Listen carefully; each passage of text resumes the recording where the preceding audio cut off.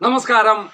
ഇന്ന് നമുക്ക് ഒരു കുടുംബത്തിലെ 4 ഗ്രഹനിലകൾ പരിചയപ്പെടാം. എനിക്കത് അയച്ചു തന്നതാണ്. അപ്പോൾ എനിക്ക് അവർ പറഞ്ഞു പേരും ഒന്നും പ്രസിദ്ധീകരിക്കേണ്ട, ഗ്രഹനില മാത്രം അവലോകനം ചെയ്താൽ മതി.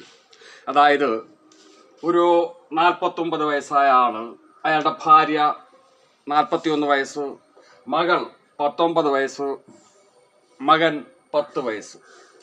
ഇവരുടെ ജാതകത്തിൽ പൊതുവിൽ ഒരു കാര്യം നോക്കുമ്പോൾ നമുക്ക് ആദ്യം ഗ്രഹനില നോക്കാം.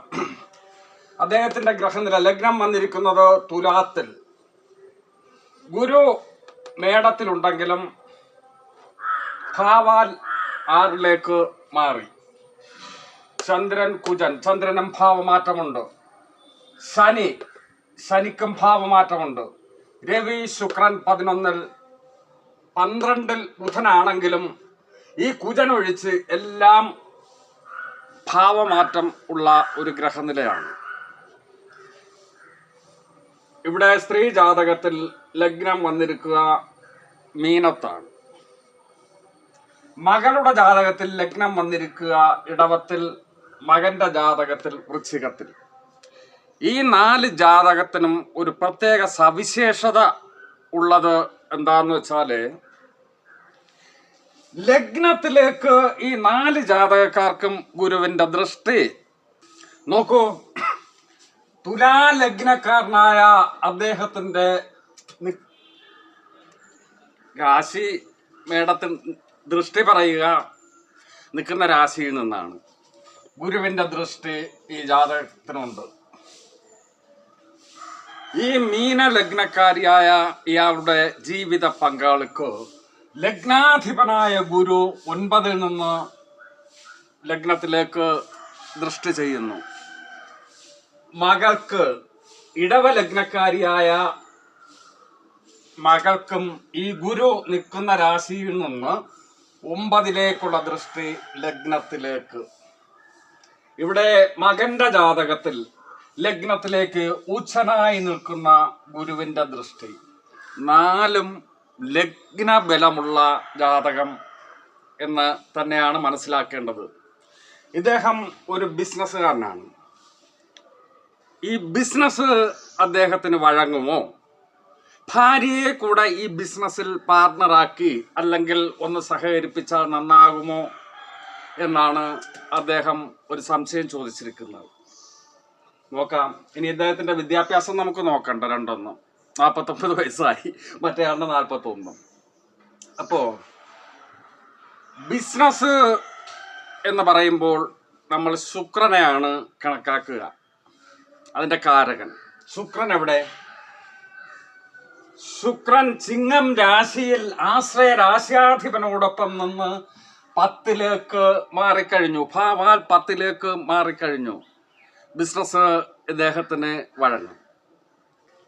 ഇദ്ദേഹത്തിന്റെ ജീവിത പങ്കാളിയുടെ ലഗ്നാധിപൻ തന്നെ ലഗ്നത്തിലേക്ക് ദൃഷ്ടി ചെയ്യുന്നു എന്ന് മാത്രമല്ല, 7-ൽ നിന്നുകൊണ്ട് 7-ാം ഭാവപതി 7-ലുണ്ട്. 7-ൽ സാധാരണ രവി നിന്ന് കഴിഞ്ഞാൽ ഒരു നിയമം പറയുന്നുണ്ട്, ഉപേക്ഷിക്കപ്പെടും എന്ന്. എല്ലാ 7-ലും കയറി രവി നിന്നാൽ ഉപേക്ഷിക്കപ്പെടും എന്ന് കരുതേണ്ടതില്ല. കാരണം ഇവിടെ ലഗ്നത്തിന് ബലമുണ്ട് എന്ന് മാത്രമല്ല, 7-ാം ഭാവപതിയുമായി നിപുണയോഗം ചെയ്ത് നിൽക്കുന്ന രവി നല്ലത് തന്നെയാണ്. ഇവരുടെ 10ലേക്ക് നോക്കുമ്പോൾ ഇവിടെയും ശുക്രൻ 10-ലാണ്. 10-ലല്ല, സോറി, ശുക്രൻ 6-ലാണ്. കുജനുമായി യോഗം ചെയ്ത് നിൽക്കുകയാണ്. പക്ഷെ ലഗ്നത്തിന് ബലമുണ്ട്. 10ലേക്ക് നോക്കിയപ്പോൾ 10-ാം ഭാവപതി തന്നെയാണ് ലഗ്നാധിപൻ ഭാഗ്യസ്ഥാനത്തുണ്ട്. 10ലേക്ക് ശനിയുടെ ദൃഷ്ടിയുണ്ട്. ശനിയുടെ ദൃഷ്ടി നല്ലതാണ്. ഈ 10ഉമായിട്ട് ശനി ബന്ധപ്പെടുമ്പോൾ, ഒരു കർമ്മം ചെയ്തുകൊണ്ടിരിക്കുമ്പോൾ അത് നിരന്തരമായി ചെയ്യാൻ പ്രേരണ കൊടുക്കുന്ന ഒരു ഗ്രഹമാണ്. ഇപ്പോ ഇദ്ദേഹത്തിന് ചാരവശാൽ വ്യാഴം 8-ലൂടെ സഞ്ചരിക്കുന്നു. അല്പം ശ്രദ്ധിക്കണം. അത് കഴിഞ്ഞ് 9-ലേക്ക് വരുമ്പോൾ ലഗ്നത്തിലേക്ക് ദൃഷ്ടി കാണും. കുഴപ്പമില്ല. എൻ്റെ അഭിപ്രായത്തിൽ ഭാര്യയെ, ജീവിത പങ്കാളിയെ കൂടെ തൻ്റേതായ ബിസിനസ്സിൽ അവർക്കുള്ള സ്വാതന്ത്ര്യങ്ങൾ കൊടുത്ത് പാർട്ണറാക്കാം. അവർ കഠിനമായി പ്രയത്നിക്കും. പക്ഷെ അത് അവരുകൂടെ വിചാരിച്ചാലേ പറ്റൂ. ഇതൊരു സൂചന മാത്രമാണ്. ഇനി 19 വയസ്സായ മകളുടെ ഗ്രഹനിലയിലേക്ക് നമുക്കൊന്ന് സഞ്ചരിച്ചാൽ, 19 വയസ്സെന്ന് പറയുമ്പോൾ സാധാരണ രീതിയിൽ ഒരു 17 വയസ്സ് കഴിയുമ്പോഴത്തേക്കും, +2 ഒക്കെ കഴിയുമ്പോഴത്തേക്കുമാണ്. +2 വരെ നമുക്ക് സാധാരണ ആവശ്യമില്ലാത്ത കുറച്ച് പഠിത്തങ്ങളുണ്ടല്ലോ. നമുക്ക് ജീവിതത്തിൽ ഒരു ഉപകാരമേ പെടാത്ത കുറച്ച് കാര്യങ്ങൾ നമ്മൾ പഠിച്ച് പരീക്ഷ എഴുതേണ്ടി വരും. അത് എല്ലാ മനുഷ്യൻ്റെയും വിധിയാണ്. 17 വയസ്സ് കഴിയുമ്പോഴത്തേക്കുമാണ് കുട്ടികളൊന്ന് ശ്വാസം വിടുക. ഒരു പ്രത്യേക അവർക്കിഷ്ടമുള്ള വിഷയത്തിലോട്ട് കോൺസെൻട്രേഷൻ ചെയ്യാൻ പോവുകയും ആവശ്യമില്ലാത്ത ഹിന്ദി, ഇംഗ്ലീഷ് ഇങ്ങനെ കൊത്ത സംഭവങ്ങളല്ലാതെ ആ വിഷയം ഫോക്കസ് ചെയ്തിട്ട് ഒരു 5, 6, 7 വർഷത്തെ അവരുടെ അധ്വാനമാണ് ഒരു ജീവിതത്തെ പ്രകാശപൂർണമാക്കുക. ആ ഉപരി പഠന വിദ്യാഭ്യാസം ശ്രദ്ധിക്കേണ്ട ഒരു കാലഘട്ടമാണ് രക്ഷകർത്താക്കളും പ്രത്യേകിച്ച് വിദ്യാർത്ഥികളും. നമുക്ക് നോക്കാം.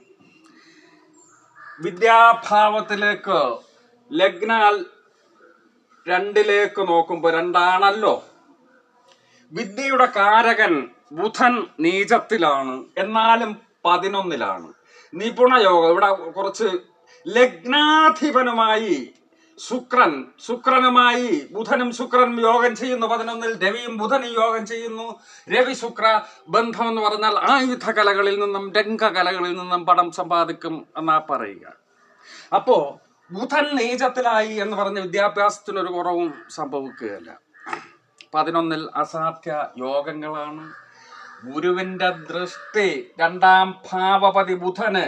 ആ 11 സമ്പുഷ്ടമാണ്. രവി, ബുധൻ, ശുക്രൻ, ഗുരുവിന്റെ ഒക്കെ സാന്നിധ്യം എന്ന് മാത്രവുമല്ല, ശനിക്ക് 2ൽ നിന്നുകൊണ്ട് നിൽക്കുന്ന രാശിയിൽ നിന്നുകൊണ്ട് 10ലേക്കുള്ള ദൃഷ്ടി. ഇവിടെ 5 ഗ്രഹബന്ധം. എനിക്ക് തോന്നുന്നു ഒരല്പം കോൺസെൻട്രേഷൻ ആ കുട്ടിയാ വിചാരിക്കേണ്ടത്, അച്ഛനമാരല്ല വിചാരിക്കേണ്ടത്.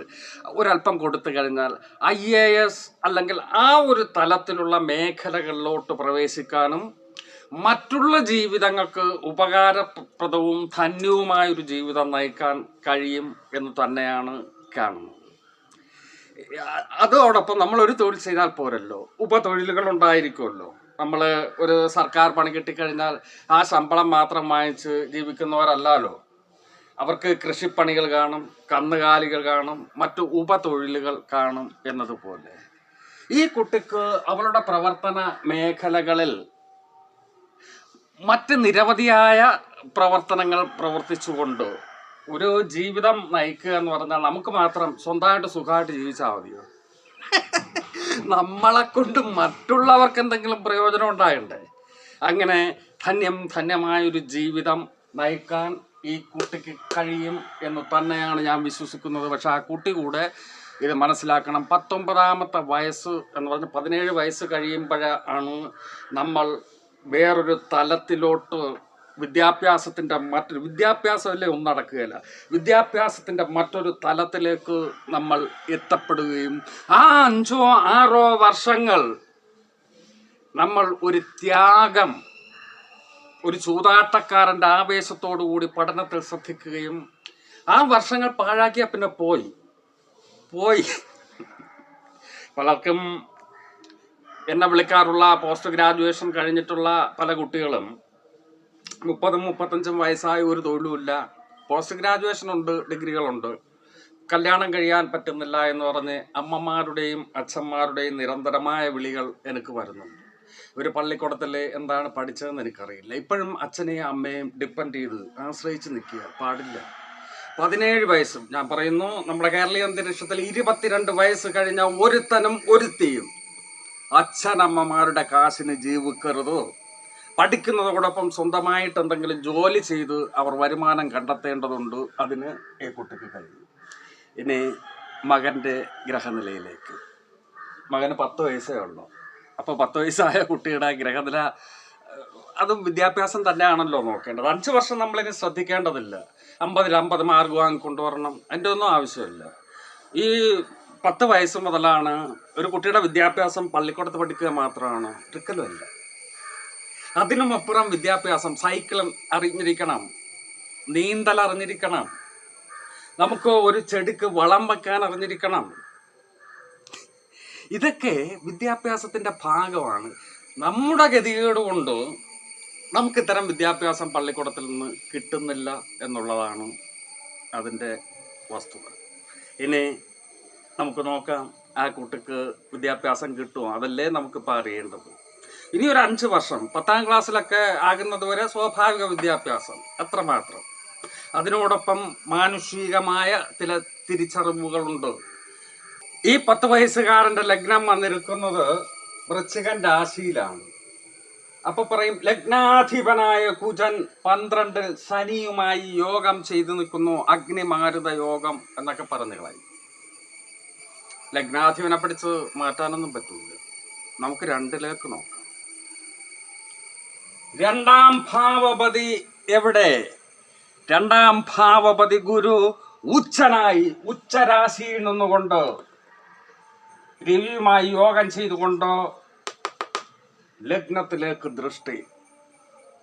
ഗുരു കടാക്ഷം എന്നൊക്കെ പറയുക ഇങ്ങനൊത്ത ഗ്രഹനില. ഗുരു ഉച്ചനായി നിന്നുകൊണ്ട് 2ാം ഭാവപതിക്ക് ലഗ്നബന്ധം ഉണ്ട് എന്ന് പറഞ്ഞാൽ, അതുപോലെ തന്നെ വിദ്യാഭ്യാസത്തിൻ്റെ കാരകനായ പാണ്ഡിത്യത്തിൻ്റെ കാരകത്വം വഹിക്കുന്ന ബുധൻ പാണ്ഡിത്യത്തിൻ്റെയും ഗുരു ജ്ഞാനത്തിൻ്റെയും. ജ്ഞാനം എന്ന് പറഞ്ഞാൽ ഒരു പ്രത്യേക വിഷയമല്ല, അതീന്ദ്രിയമായ കഴിവുകളുടെയൊക്കെ ആളാണ് ഗുരു. ബുധനും ശുക്രനും 2ലേക്ക് ദൃഷ്ടി. ശനിയുടെ ദൃഷ്ടിയുണ്ട്. അസാധ്യ വിദ്യാഭ്യാസം. ശനിയൊക്കെ 2ലേക്കൊക്കെ ദൃഷ്ടി ചെയ്യുമ്പോൾ അലസതയുടെ ആളെന്ന് പറയും. അല്ല, ഒരു കാര്യം നിരന്തരം ചെയ്തുകൊണ്ടിരിക്കുക നല്ലതാണ്.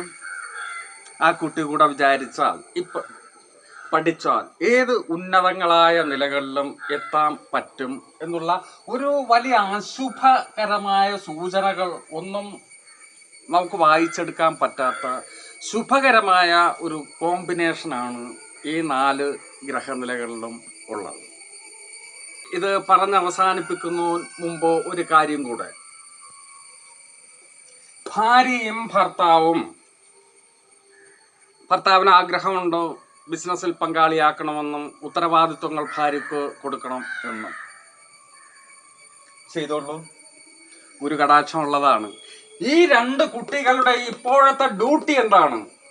പ്രത്യേകിച്ച് ഈ 19 വയസ്സുകാരുടെ ഡ്യൂട്ടി എന്താണ്?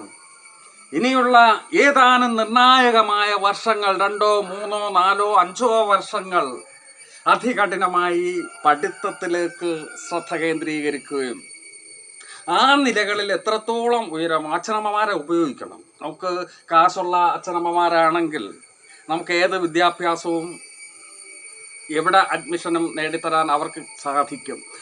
നമ്മളത് അവരെ ഉപയോഗിക്കണം. എന്നിട്ട് വിദ്യാഭ്യസിച്ച് നമ്മൾ വരുമാനം ഉണ്ടാക്കാൻ കഴിഞ്ഞാൽ അവരെ ആശ്രയിക്കുകയും അരുത്, അവരെ വെറുതെ വിടണം. സാധാരണ കുഞ്ഞുങ്ങളുണ്ടായിപ്പോയാൽ ഒരുത്തൻ്റെ ജീവിതം അവിടെ വെച്ച് തീരുകയാണ്. കുഞ്ഞുങ്ങളെ വളർത്തണം, 10-20 വയസ്സ് വരെ, 22 വയസ്സ് വരെ വളർത്തി അവരെ സ്വയം പര്യാപ്തമാക്കി മാറ്റി നിർത്തിയതിന് ശേഷം ഇവർക്കും ജീവിക്കണ്ടേ? ഈ പിള്ളേരെ പെണ്ണ് കെട്ടിച്ചു കൊടുക്കുക, അവർക്ക് പൈസ ഉണ്ടാക്കി കൊടുക്കുക. ഒരു കാരണവശാലും പിള്ളേർക്ക് കാശുണ്ടാക്കി കൊടുക്കരുത്. അവരെ ജീവിക്കാൻ ആവശ്യമായ വിദ്യ പഠിപ്പിച്ചു വിടുക. അപ്പോൾ ഈ കുഞ്ഞുങ്ങളോട് എനിക്ക് അവസാനമായി പറയാനുള്ളത്, വിദ്യയിൽ വലിയ മുന്നേറ്റം കിട്ടും. അത് നിങ്ങൾ സ്വയം അറിഞ്ഞ് നിങ്ങളുടെ വിദ്യയ്ക്ക് വേണ്ടിയിട്ടുള്ള സാഹചര്യങ്ങൾ അച്ഛനമ്മമാർ ചെയ്തു തരുമായിരിക്കാം. അത് ഉപയോഗപ്പെടുത്തി ജീവിതത്തിൻ്റെ ആകാശങ്ങളിലേക്ക്, ജീവിതത്തിൻ്റെ സുന്ദരങ്ങളായ നിമിഷങ്ങളിലേക്ക് പ്രവേശിക്കുക. ഇതാണ് എനിക്ക് പറയാനുള്ളത്. എന്തെങ്കിലും സംശയം ഉണ്ടെങ്കിൽ ഇവർ വിളിച്ചോട്ടെ. നന്ദി.